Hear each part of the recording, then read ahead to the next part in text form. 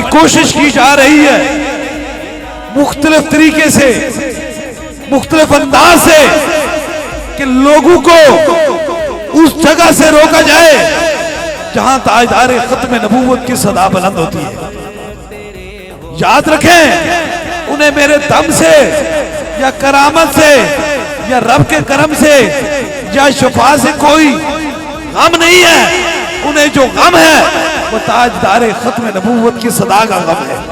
اس لیے یہ ساری کرامتیں، یہ ساری قدیاں، یہ ساری پیری مریدی کچھ بھی نہیں ہے، سب کچھ عشق مصطفیٰ ہے۔ لبوں میں شفائیں، لبوں پہ ان کے نام مصطفیٰ ہے، لبوں پہ ان کے نام باطل سے دبنے والے اے آسمان نہیں ہم سوفار کر چکا ہے، تو انتہا ہمارا تاجدار ختم نبوت زندہ باد، زندہ باد، زندہ باد۔ وفا کر لو نبی سے۔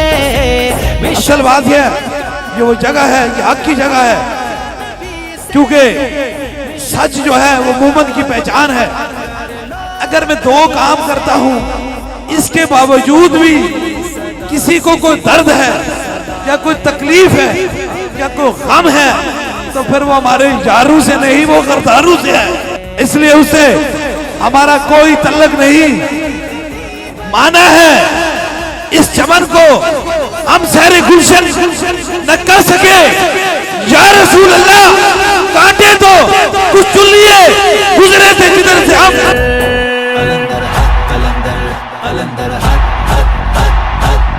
تاجدار ختم نبوت کہتا ہے قلندر، یہ آقا سے وفاؤں کا صلہ ہے، یہ آقا سے وفاؤں کا صلہ ہے۔